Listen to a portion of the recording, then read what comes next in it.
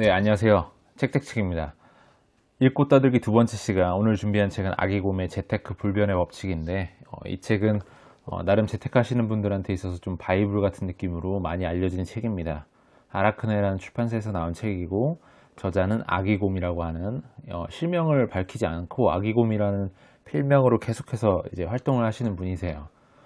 특이한 점은 아기곰이라는 이분은 부동산으로도 되게 유명하신 분이지만 사실은 국내의 IT 기업에서 임직원으로 근무하는 IT 분야의 전문가인데 부동산 전문가이시기도 한 거죠. 그래서 좀 특이한 이력을 갖고 계신 분이다라고 알 수가 있고요.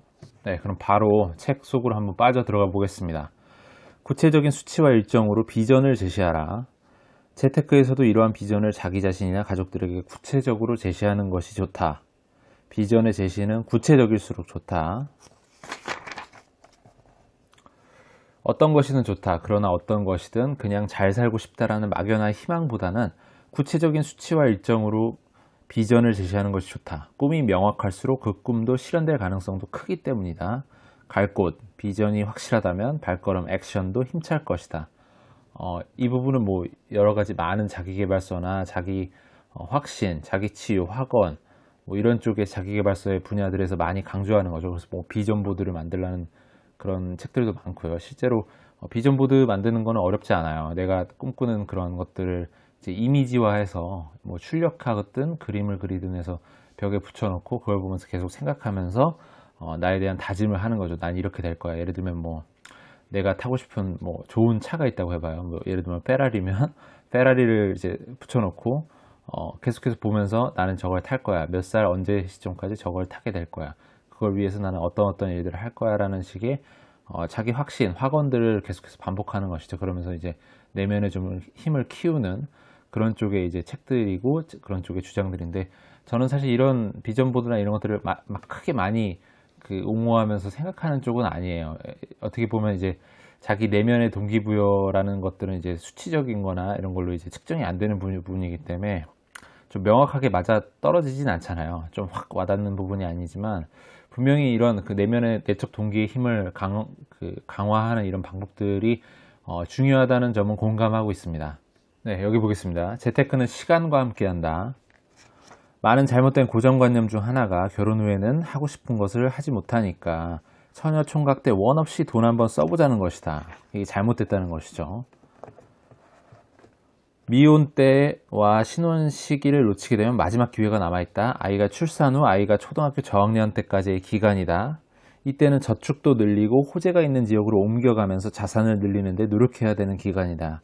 결혼부터 자녀가 초등학교 저학년이 될 때까지의 10년 정도 기간이 바로 재테크의 골든타임이다.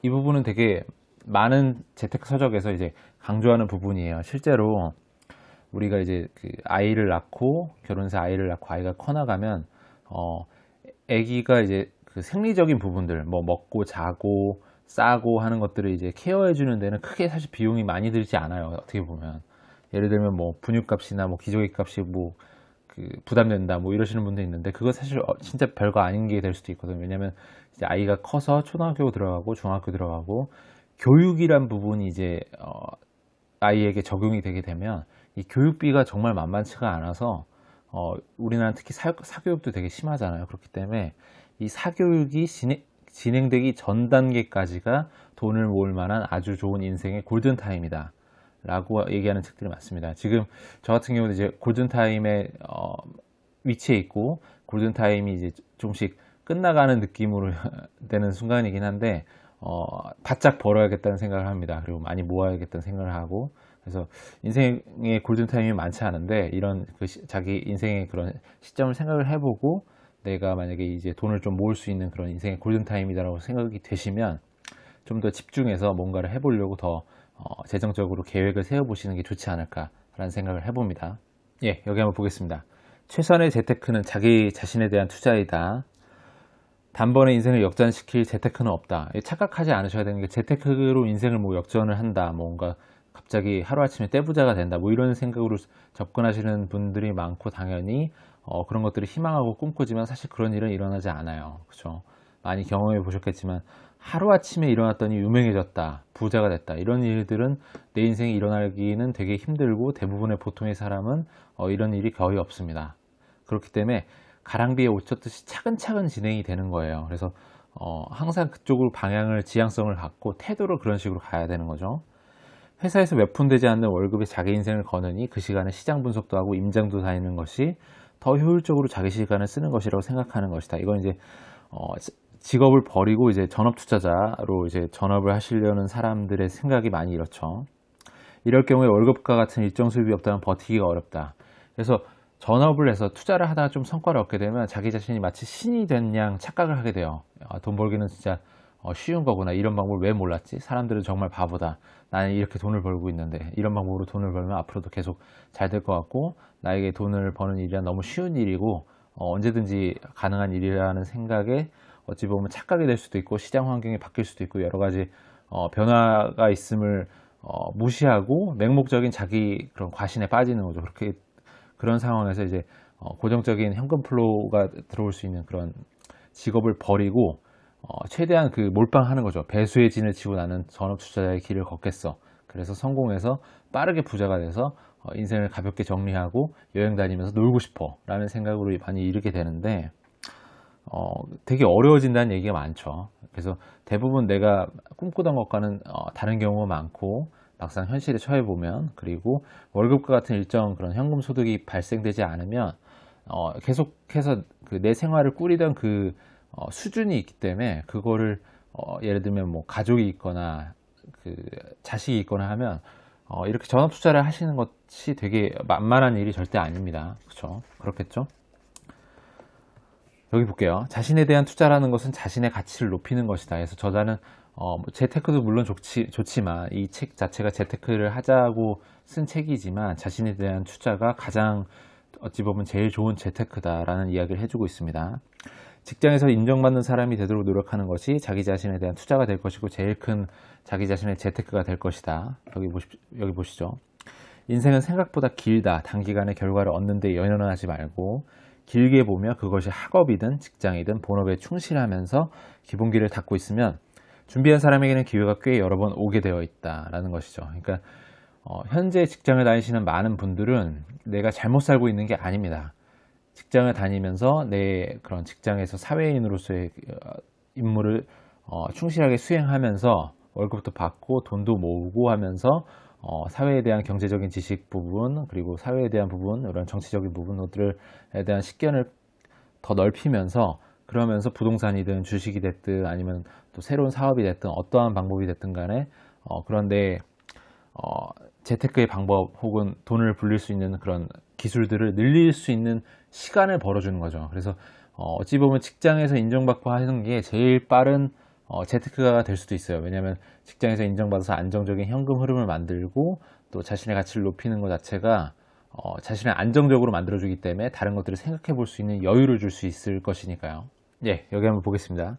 주식과 부동산, 나한테 맞는 재테크는, 주식과 부동산의 차이, 뭐 이런 거에 대해 이제 얘기해 주는 부분인데, 대부분 이제 부동산을 위주로 투자를 하시는 분이기 때문에 아이기고 님도, 그래서 부동산이 좀 좋다라는 쪽으로 이제 글이 써져 있긴 해요.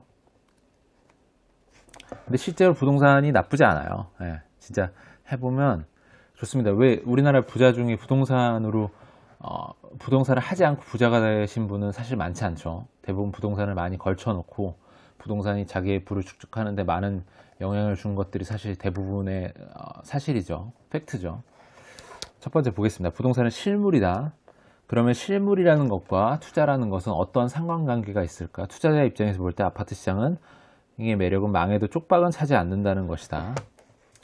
결국 어떤 집을 사는 5에서 6년이 흐르면 전세 시세가 최초 매수 가격을 초과한다는 뜻이다. 뭐 이런 얘기가 있는데, 부동산은 실물이라는 게 주식은 이제 어찌 보면 실물이 아니고 어떠한 하나의 그런 증권 혹은 이제 일종의 권리증이라 대부분 미래의 이익을 기대치로 해서 주가가 형성되는 것이고, 그걸 가지고 이제 자신의 이제 부를 축적하는 건데, 예를 들면 우리가 전쟁이 났다고 한번 생각을 해볼게요. 전쟁이 나면 회사가 망해서 없어질 수도 있고, 내가 갖고 있는 그 증권거래소에서 이제 통용되는 그 주식이 갑자기 거래가 중단될 수도 있고, 여러 가지 문제가 생길 수가 있겠죠. 근데 부동산 역시도 거래가 끊길 수도 있겠죠. 당연히 전쟁이 일어났으니까. 근데 내가 갖고 있는 이 집은 없어지진 않아요. 최소한. 예를 들면 내가 예를 들어 뭐 그 왕십리에 집이 있다고 쳐봐요. 그러면 그 왕십리에 있는 내 집은 없어지진 않아요. 최소한 전쟁이 나서 망가지고 건물이 날아갈지언정 그 땅은 남아 있습니다. 그 땅이 내 거란 사실은 계속 남아 있죠. 그렇기 때문에 이건 좀 오버해서 극단적인 상황을 생각해 본 거지만 실물에서 오는 그런 부가가치 혹은 실물에서 오는 장점이 굉장히 큽니다. 이 부분을 절대 간과할 수가 없는 부분이죠.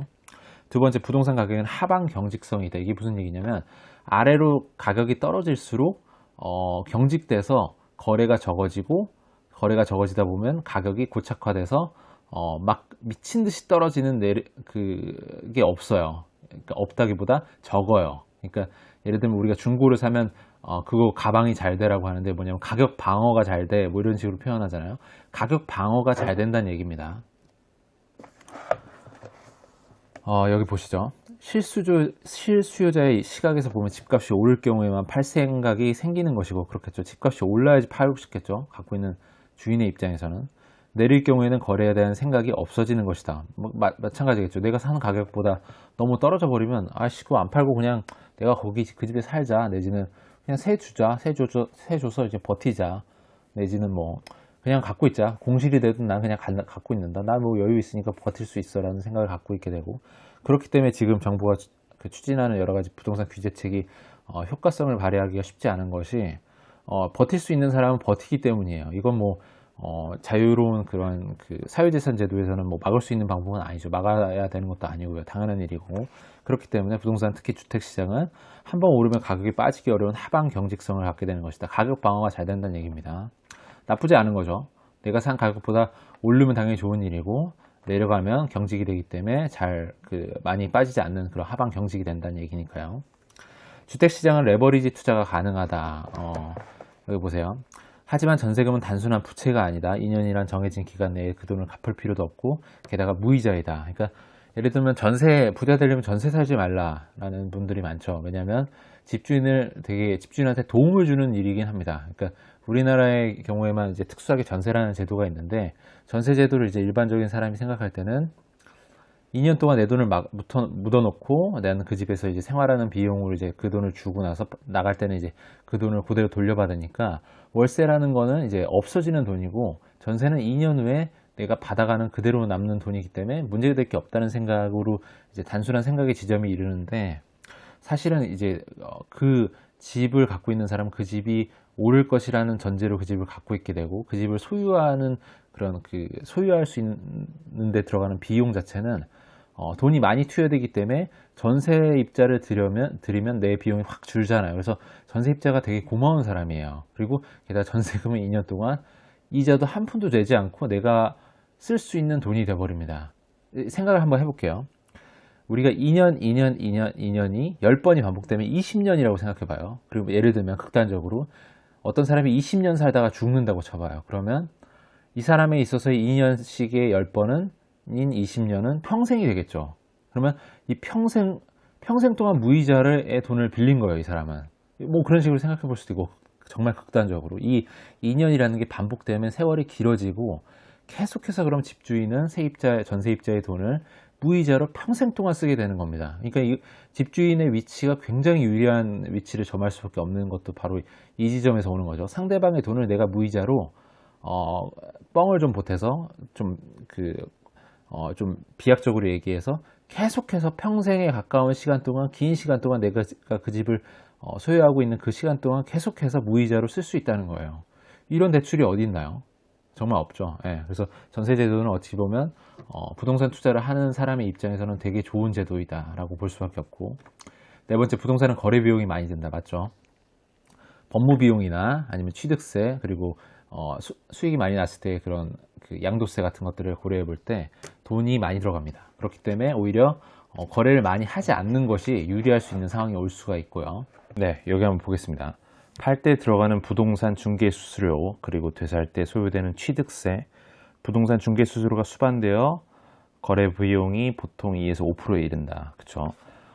중개 수수료도 물론 있고, 앞서 말씀드린 뭐 그 법무 비용들, 등기비 이런 것도 있고 취득세, 기타 등등 여러 가지 것들이 이제 비용이 제법 들어가요. 예를 들면 뭐 많게 5%라고만 보면, 예를 들면 뭐 5억짜리 집을 산다고 치면 5%면 얼마예요? 2,500만 원이잖아요. 그러면 뭐 절대 적은 돈이 아니죠. 예, 그래서 이런 부분들을 고려했을 때 우리가 거래를 자꾸, 예를 들면 그 사업자, 부동산 관련된 사업자도 이제 임대 사업자가 있는 반면에 매매 사업자도 있거든요. 그래서 매매 사업자의 경우에 이제 매매를 좀 자주 하는 상황에 있을 때 이제 매매 사업자를 내면 이제 유리한 상황이 되는데, 일반적으로 봤을 때 이제 매매를 많이 안 하는 편이 좋은 전략일 수도 있다고 생각이 들 수 있어요. 이렇게 거래 비용이 많은 측면도 있고, 또 부동산은 이제 좀 묵혀둘수록 더 가치를 발휘하는 경우가 많기 때문이죠. 다섯 번째, 여기 한번 밑에 보겠습니다.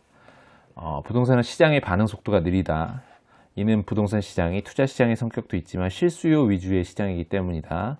하루 종일 일에 매여 있는 사람에게는 주식보다 부동산이 유리하다. 당연한 이야기죠. 이에 비해 부동산은 시장 반응 속도가 느리기 때문에 일과 후 또는 주말에 충분히 알아보고 생각하고 냉정히 결정할 수 있는 여유를 준다.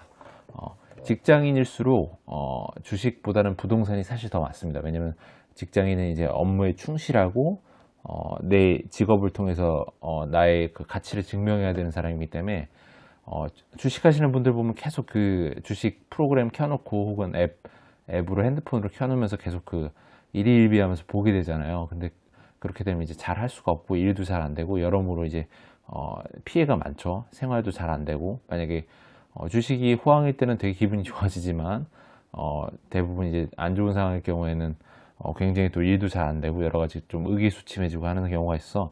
그렇게 배포가 작고 대부분이 아마 그럴 텐데, 그 주식의 시황에 흔들리지 않으실 분이면 모르겠지만 이렇게 조금의 금액이라도 차이가 나면 이제 되게 그 영향을 많이 받으신 분들은 부동산이 정말 맞아요. 부동산은 이제 가격 변화가 이제 빠르게 일어나지 않고 시간을 두고 일어나기 때문에, 지금도 예를 들면 부동산 정부 규제가 들어가서 이제 조정을 받고 있지만 그 조정이 되게 뭐 하루아침에 일어나지 않고 되게 서서히 일어나지 않습니까? 아직도 지금 조정의 국면에 아직 완전히 접어든 것도 아니고 계속 그 더 하락할 여지가 충분하다고 사실 보이는데, 어쨌든 간 이렇게 그 내려가는 그 와중에서도 생각할 시간이 있다는 거죠.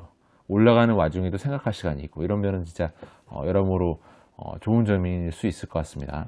여섯 번째, 부동산에는 기관 투자자가 없다. 맞는 말이죠. 이제 주식 같은 경우에 이제 외국인 투자자나 기관 투자자가 있어서 그들이 갖고 있는 정보나 그 정보의 비대칭성 때문에 일개 그 개미라고 표현하는 일반 투자자들은 좀 불리한 경우들이 있을 수가 있겠죠. 근데 이제 부동산의 경우에는 딱히 여기 한번 보겠습니다. 대부분의 거래는 내 집 마련을 하려는 실수요자와 아마추어 투자자에 의해서 이루어진다. 즉, 이 말은 정보의 불균형 정도가 주식시장보다는 덜하다는 의미이다. 맞는 말이죠. 물론 이제 그 기업형 임대주택이나 기타 뭐 그런 기관에라고 표현할 수 있을 만한 그런 거대 자본이 들어오는 경우도 물론 있겠지만, 많은 거래에 있어서의 대부분은 이제 일반 개인들이라는 거죠. 개인과 개인이 집주인과 세입자로 만나서 이제 거래가 이루어지는 것들이 많기 때문에, 혹은 집주인과 집을 살려는 매도자, 매수자의 경우가 될 수도 있겠고요. 어쨌든 그런 상황이다라는 것이고, 일곱 번째, 부동산은 수요와 공급이 제한적이다. 예를 들면 주식 시장에는 화랑시에 수요가 이제 많이 늘어나고, 증권도 예를 들면 뭐 더 주식을 발행해 가지고 이제 하는 경우도 있잖아요. 근데 부동산은 이제 공급이 늘어날 수는 있겠지만 그게 또 제한적이라는 거죠. 쉽게 빠르게 안 늘어나요. 왜냐면 물건을 그 건물을 올리는 시간이 당연히 필요할 테고, 무한정 공급을 늘릴 수가 없죠. 땅은 제한적이기 때문에 용적률 허가도 필요할 것이고, 일정한 그런 공급에 제한이 있을 수밖에 없어요. 확 늘어나고 확 줄어들고 없습니다. 그래서 역시나 이건 앞서 말씀드린 그 부동산에는 좀 시간이 반응 속도가 느려서 시간이 필요하다는 이 부분과도 좀 맞닥뜨릴 수 있는 부분이라고 볼 수 있겠죠. 그리고 여덟 번째, 부동산은 황금성에서 제한적이다. 황금성이 떨어진다는 것이 부동산 투자의 약점인데, 아이러니하게도 이 때문에 손실을 줄일 수 있다는 점도 있다. 이게 맞아요. 왜냐하면 부동산은 대부분 이제 그 물가 상승의 인플레이션에 따른 그 화폐 가치의 저하로 인한 그 리스크를 해지할 수 있는 상황이 되기 때문에 오래 묵혀둘수록 가치가 보전되고 혹은 상승될 수 있는 여력이 충분히 많고 실제로 경험적으로도 많이 그런 사례들이 많이 보여왔죠. 여태까지의 경우는 뭐 앞으로는 어떻게 될지는 모르겠습니다만, 그래서 그런 상황에서 황금성이 떨어진다는 것이 부동산 투자의 약점일 수가 있겠지만, 어찌 보면 아이러니하게도 개인 투자자들은 이제 이것 때문에 손실을 오히려 줄일 수 있는 상황이 많이 놓일 수도 있고, 예를 들면 뭐 이런 얘기겠죠. 팔지 못했던 것이 오히려 다행인 경우가 왕왕에 있는 것이다. 주식 투자도 부동산 투자처럼 진득하게 보유하면 수익률이 훨씬 높았을 것이라고 주장하는 사람들도 많은데, 이 주장은 어느 정도 타당성이 있다. 맞는 말이죠. 최근에 몇 개월 전, 한 2달 전, 3달 전만 해도 이제 주식 시장이 너무 안 좋아서 많이 주춤하고, 예를 들면 뭐가 있었죠? 셀트리온 같은 그런 헬스케어 주식들, 그런 것도 많이 올랐다가 지금 많이 조정받아서 떨어졌었는데 다시금 많이 회복했죠. 그래서 여러모로 주식도 이제 오래 보유할수록 주가의 그런 추이를 봐도 계속 어찌 보면 사실 우상향으로 이제 경제가 성장하면서 가고 있잖아요. 그래서 그걸 버틸 수 있는 그런 일일비하지 않고 버티게 되면 이제 나은 상황이 많이 오더라라는 얘기가 부동산에도 맞고 주식에도 맞지만, 부동산의 경우에는 이제 변동성이 좀 적기 때문에 영향을 적게 받아서 좀 버틸 수 있는 여력이 충분할 수 있는 가능성이 높고, 주식의 경우에는 변동성이 워낙 심하기 때문에 뭐 비트코인은 훨씬 더 할 것이고요. 그래서 개인은 버티기가 힘든 경우가 많다. 떨어지면 아씨 이거 나 망하는 거 아니야 하고서 팔게 되고, 오르게 되면 추격 매수해서 손해 보게 되고, 뭐 이런 상황들이 항상 벌어지는 일들이죠. 9번째, 부동산은 주식보다 초기 자본이 많이 필요하다. 이거는 단점일 수는 있어요. 왜냐하면 부동산도 예를 들면 뭐 500만 원, 1000만 원으로도 가능하다라고 하시는 분도 있는데, 물론 가능하긴 합니다. 근데 좋은 부동산들은 사실 좀 돈이 필요한 것들이 많아요. 왜냐하면 서울이나 뭐 기타 입지가 좋은 요지에 있는 것들은 당연히 가격이 비쌀 것이고, 그걸 보유하는 데 있어서 이제 예를 들면 전세 입자를 둔다고 쳐도 갭이 좀 크기 때문에 초기 자본이 좀 필요하죠. 그리고 사실 돈이 많이 들어가는 물건이 좋은 물건이에요. 그래서 갭이 적은 거는 당연히 그 갭이 적어서 내가 그 투자를 해서 보유할 수 있는 가능성이 더 높겠지만, 예를 들면 반영이 다 되어 있는 것입니다. 사실 가격에. 그래서 어느 정도 좀 돈이 필요한 거는 사실 맞다. 사실이다. 돈을 좀 정작돈을 모아야지만 부동산을 할 수 있다라는 것이고, 주식은 포커, 부동산은 고스톱이다. 이 말이 무슨 말인가 좀 이것만 봐서는 이해가 안 되는데, 예를 들면 이런 거예요.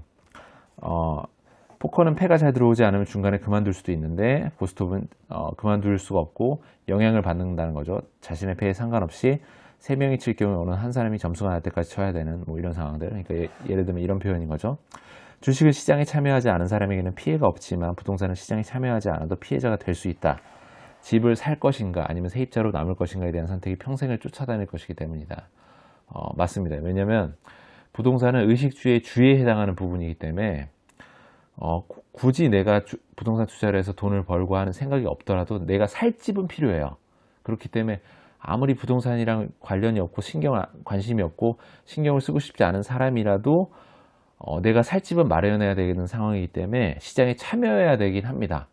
그래서 이런 상황을 이제 표현을 이렇게 주식은 포커, 부동산 고스톱이다라고 얘기를 해준 거고, 이 10가지의 사항들을 보시면 이제 부동산에 대한 특성 혹은 부동산 투자에 대한 특성이 잘 드러나 있다라는 걸 알 수가 있습니다. 잘 정리가 되어 있죠.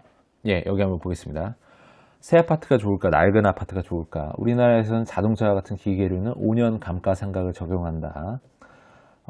하지만 뭐 주택은 금방 나가지는 것이 아니어서 우리나라 법에서는 40년 감가상각을 적용한다. 그러니까 아파트를 짓고 어떤 건물을 지었을 때 40년이 지나면 이게 똥값이다라는 얘기죠. 계속 가격이 줄어들어서 주택이 감가상각되는 것을 두고 일부 하락론자들은 집값이 떨어질 것이라고 주장하는 근거를 삼고 있다. 맞는 말이겠죠, 당연히. 그 논리적으로는. 왜냐하면 감가상각된다는 건 가치가 줄어들고 가격이 떨어지는 걸 의미하는 것이니까요. 그렇지만 이제 그걸 생각해 봐야 돼요. 물론 감가상각에 대해서 가격이 떨어지긴 하나 실제로 돈 가치가 어떻게 되냐면 돈 가치가 더 떨어지거든요. 돈 가치가 지속적으로 떨어졌기 때문이다. 보세요. 지난 2006년부터 16년까지 10년간 통화량은 M2는 연평균 8.1%씩 증가해 왔다. 그러니까 통화량이 늘어났다는 거죠. 그만큼 가치가 떨어진 것이고요. 5년 감가상각을 하는 동안 자동차는 한 해 20% 가치가 떨어지기 때문에 돈 가치 하락보다 감가상각이 빠르지만, 맞겠죠. 8.1%의 증가를 했는데 불구하고 20%씩 떨어지니까요. 하지만 40년 감가상각을 예를 들면 주택은 2.5%밖에 감가상각이 이루어지지 않는 걸로 볼 수 있기 때문에 통화량이 8.1%는 만큼 그만큼이 아니라 훨씬 더 작은 수치로 감가상각이 떨어지죠. 그렇기 때문에 그러니까 앞서 말씀드린 대로 그 인플레이션에 대한 리스크 헤지 기능이 있다는 게 돈 가치가 떨어지는 속도보다 건물 가치 떨어지는 속도가 느리기 때문에 상대적으로 집값이 오른 것처럼 보이는 것이라는 거죠. 이게 되게 중요합니다. 재테크의 가장 기본이 되는 것이고요. 부동산 재테크에. 그러니까 우리가 집을 갖고 있으면 그러니까 현금을 집으로 치환한다고 보시면 돼요. 예를 들면 이런 생각을 한번 해보세요. 내가 가진 돈이 좀 많아서 5억 있다고 치면 그 예금자 보호법으로 은행에서 보증 확실히 책임져 줄 수 있는 금액이 5천만 원까지잖아요. 근데 그 5천만 원도 이자 포함은 아니에요. 그래서 이자까지 고려하면 5천만 원이 다 안 되는 거죠, 사실. 근데 아무튼 5천만 원이라고 칩시다. 그러면 5천만 원씩 5억이 있으면 은행 10곳에 넣어놔야지 안심인 거예요. 그 은행이 망하더라도 내가 법에 의해 보장받을 수 있는 금액이 5천만 원이라 5천만 원은 은행이 10곳에 나눠놔야 되는 불편이 있을 수 있는 거죠. 실제로는 물론 그 제일금융권에 대부분 그냥 맡기겠지만요. 어쨌든가 그런 상황에서 그러니까 그 내가 가진 돈이 많을수록 부동산에 투자를 안 할 수가 없는 상황이 와요. 부동산으로 치환을 안 할 수가 없어요. 왜냐하면 살고 있는 집을 더 좋은 집으로 가고 싶기 때문에 이제 부동산을 투자를 하는 상황도 생길 것이고 내가 갖고 있는 돈을 은행에만 넣어두기가 좀 어려운 상황이 올 수도 있고 또 제일 중요한 점은 이제 이렇게 그 화폐 가치가 떨어지는 속도보다 집이 그 부동산이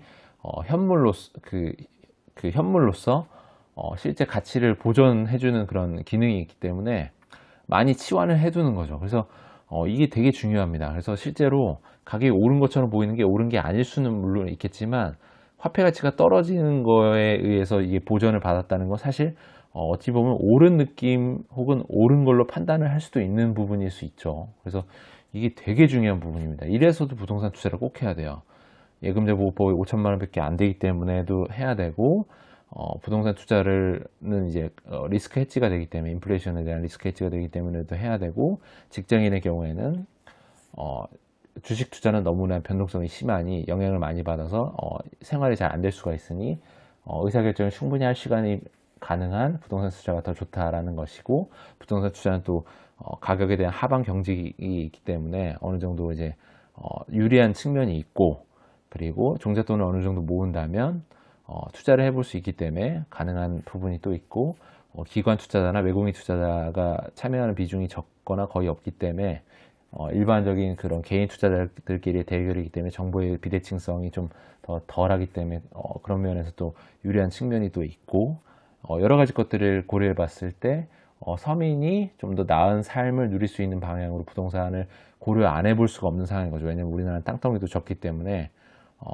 굉장히 부동산을 신경을 안 쓸 수가 없는 상황입니다. 사실 제 생각엔 그렇고 많은 부동산 재테크 혹은 재테크 관련 서적들도 그렇고 그래서 이런 부분들을 고려해 보셨을 때 이 책이 되게 여러 가지 것들을 잘 훑어주면서 시사하는 바가 좋은 것들이 많다라는 것을 보실 수가 있고 오늘은 여기까지 하겠습니다. 예, 그래서 두서없이 좀 떠들어 봤는데 한번 들어보시고 좀 공감하시거나 혹은 논의가 필요하시던 얘기가 있으면 좀 댓글을 달아주시면 한번 같이 얘기해 보는 시간이 되면 좋을 것 같고요.